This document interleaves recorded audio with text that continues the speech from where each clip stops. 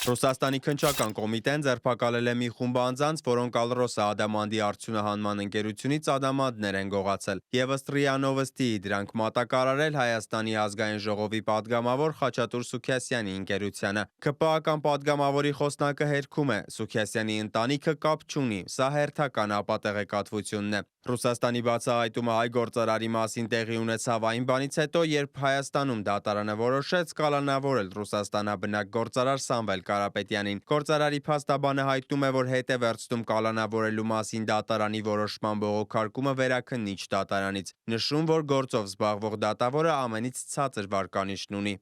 Տվյալ գործով ներպետական միջոցների արդյունավետությունն ամբողջությամբ բացակայում է, իսկ փաստաբանական խմբի կողմից անհրաժեշտ նախապատրաստական գործողությունները մարդու իրավունքների եվրոպական դատարան անհապաղ գանգատ ներկայացնելու ուղղությամբ գրեթե ավարտին են հասցվել։ Իդեպ Սամվել Կարապետյանը ըստ Forbes-ի դասակարգման դաշնության 29-րդ հարուստ մարդն է 3.2 միլիոն դոլար կարողությամբ։ Գործարարին որպես աջակցություն Կիրակի մի խումբ մարդիկ էին հավաքվել Էջմիածնում, որտեղ ամենայն հայոց կաթողիկոսի օրհնությամբ կաթողիկե Սուրբ Էջմիածնի տոնի առիթով հավատացյալների երկրպագության համար դուրս էին բերվել սրբազան մասունքները՝ Սուրբ Գեղարդը, Լուսավորչի աջը եւ այլն։ Այսօր էլ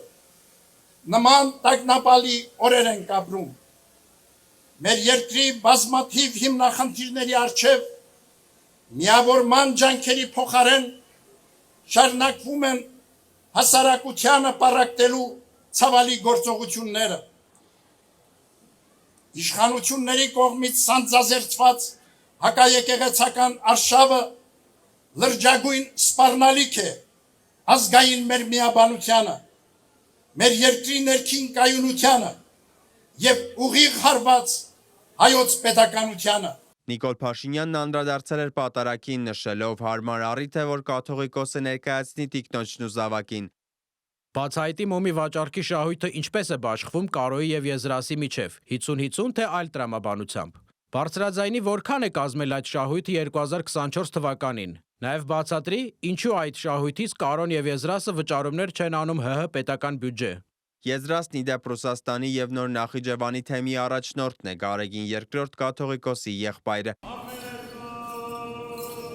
Էջմիածնում նաև միջադեպ է տեղի ունեցել գործարար Գաբրիել Ջեմբերջյանի եւ լրագրողի միջև։ Ջեմբերջյանը սկզբում փորձում էր բացատրել, թե ինչու է մասնակցել Աննա Հակոբյանի կազմակերպած ընթրիքին։ Եթե այդ գործը